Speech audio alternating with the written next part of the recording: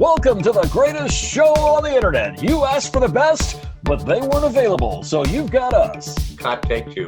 It's the Podcast Guys, featuring the lovely and talented musician, actor, and international Korean rock star, Loren Scott, and over 40 years in television. Hollywood stuntman, stunt coordinator, producer, and he does funny things with his eyes and his mouth. Carl Cifarlio. And I'm Keith. When I was with Mike Tyson, he was like a brick shithouse. You were with Tyson? He worked on a movie that I was on. Oh, I didn't know that. Oh, did I not tell you I had to teach him how to throw a punch? Are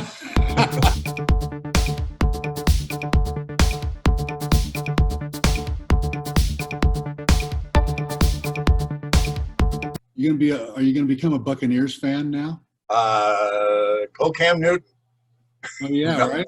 I'm born and raised in New England. I was an original season ticket holder for the New England Patriots when I was in high school. So Wow. yeah, saw a lot of bad football. I mean, it's been good the last 20 years, but the 20 years before that. I think Cam Newton's hot, man. I just think I like him a lot. Well, we'll see what happens. We'll see if there's even a football season. Well, Yeah. Hey, have you guys tried watching a baseball game? I have. With the cardboard cutouts in the stands? Yeah, and here's the deal. Is I was watching the Astros a little bit yesterday, and behind home plate, they've got the cutouts. They've got a cutout of George Bush and his wife. Are you serious? Well, you know, he's part owner. Oh, that's right. And I was like, man, if I was a pitcher, I would fucking fire that ball. Try to hit the people in the back. And see if they dunked into the water. Yeah. What I like is what they're trying to do with the crowd noise. I watch the Red Sox and I watch the Padres. So the Red Sox have just got this murmur in the background. The Padres too. I was watching like a Florida Marlins game. Yeah. And the crowd noise was like there's 2 minutes left in the Super Bowl and Tom Brady's driving for the touchdown. There were people screaming and I'm thinking, you don't get 35 people at a Marlins game normally. Have you seen the I don't know which game it was the other day, but they superimposed fans. There was a home run. The empty deck, and then they superimposed fans in the stands, and they would change their jerseys for the team. I saw a clip of that. I didn't see it when it happened.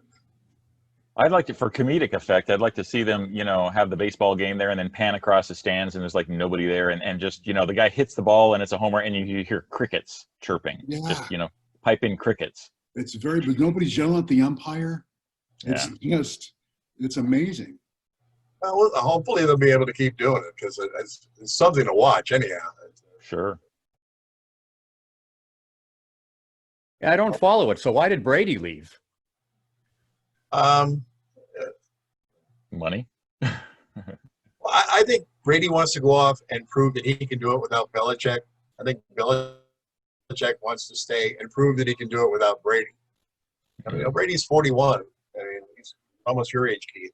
Look what happened to Joe Namath and Joe Montana and these guys that were done with their career, but they went Joe on. Namath with the Rams. Right. What the fuck was that? Oh, about? yeah. That was I equate it to Willie Mays playing center field for the Mets. For the Mets, exactly. Yeah. He's kind of wandering around out there going, what am I doing here? So you wonder if these guys have anything else to do with their life, if it's their ego. It certainly can't be the money. Yeah, at this point, I wouldn't think it would be the money for him. But, yeah, we'll see what happens. I got nothing but good things to say about Brady. He's been great. Oh, no doubt. Rakowski and going down there. But, I'm a New England Patriots fan. So he's not there anymore. Like Belichick says, we're going to play the guys that are here. He's not there anymore. And what do you guys think about Tyson? He's going to fight Roy Jones Jr. I mean, there are guys making comebacks in other sports, but these are boxers in their 50s. Well, they also commented both of them aren't going to go for a knockout. They're in for an exhibition. Oh, okay. And so the reality is. Oh, you froze, Carl. The reality is, and you froze. And the reality. They're in their early 50s. Yeah. They want to make it till their early 90s. They can't beat the shit out of each other. And Sure. and I told you guys before, and I don't know about Roy Jones, but when I was with Mike Tyson, he was like a brick shithouse. You were with Tyson? I worked with, he worked on a movie that I was on. I didn't know that. Oh, did I not tell you I had to teach him how to throw a punch? Was that like, he was in Hot Tub Time Machine or something? Was that the movie, or was it something else? No, it was, it's called Meet the Blacks. Okay. I don't know. Excuse me, but anyway, so I'm talking to him, and I shake his hand and put my hand on his shoulder, and it was a boulder.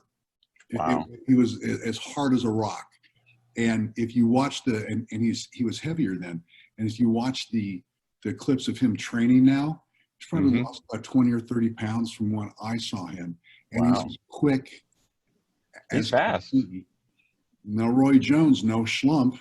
No. But I think it's the exhibition. I'm not going to pay for it. I can't. Pay-per-view catches me right here. Yeah. You know?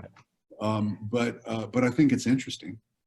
I got to see Roy Jones in his prime there when he fought James Toney at MGM Grand. I was there in Vegas for a conference, and so we went to see that. And Oscar De La Hoya was on the undercard and everything. Got to see him too and everything. So it was a good time. I saw a lot of celebrities walking into that, past the ticket booth going in to see and everything. Got to shake Sugar Ray Leonard's hand as he walked by. Saw Jack Nicholson walk by. Was too scared to even say hi to him. And I got a Sugar Ray Leonard story. Yeah, let's hear it. I'm down in San Diego working on a show, on one of those shows that Stu Siegel did. I can't remember the name of it. And I'm down there playing a bad guy, and playing the good guy is Sugar Ray, right? Oh, wow. And so I'm excited to meet him and blah, blah, blah. And he and I are going to do a fight.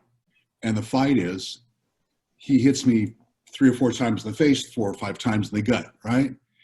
And action. And he hit me so fast I couldn't react. Oh no! Oh no! Think, can you slow your punches down? Or else, it was like a fucking machine gun. He was so quick and so precise. You know, these guys are amazing. These guys are amazing.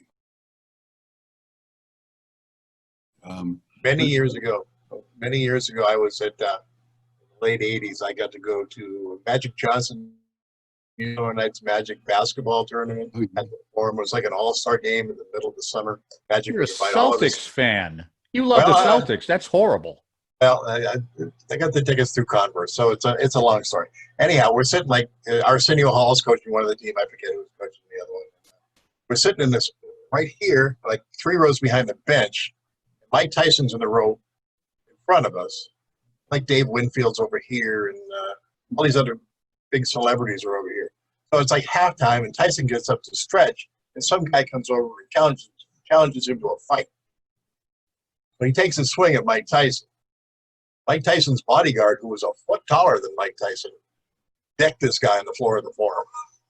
I bet. It was great work. And they ushered Mike out of there because they didn't want Mike. This is Mike at his prime. This is like 6, 7. But some guy comes up to challenges Mike. Yeah. In the middle of the floor, man. He paid I might have had a couple of brews. I was going to say there's probably some alcohol bravery there.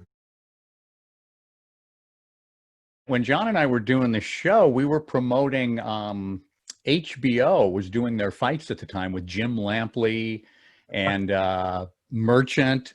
Right. Mm-hmm. What was his first name? Larry Merchant. Pachanga, which is now a resort over there and casino, was in temporary trailers at the time. They didn't have a permanent building. And they set up a boxing ring out back with a giant tent over it. Right. And HBO Boxing came to town for a very early Sugar Shane Mosley match. Wow. I was just starting to hear about him. And he won that fight, and it was super exciting. And the 3 guys, the announcers, we were sitting pretty close to them, but that was a good time. Well, remember what happened that night, though? Lampley gets there, and Jim's in the prime of his career, broadcasting fights. And he's sitting up on the stage before the fight, and he nods off. He's asleep. I do remember this. It's like this. So we got the whole crowd yelling, "Wake up, Jim! Wake up, Jim!" No, we didn't. You did. John goes, I did, "Wake up, Jim!" Well, everybody picked up on it. He wakes up like that. And all of a sudden, thousands of people are screaming, "Wake up, Jim!" Did you also invent the wave? Was that you? No, not that night. No. That's funny. Are we out, boys? Yeah, I think it's just us three now. If you guys have anything, I have to pee again. I do too. Okay, love you.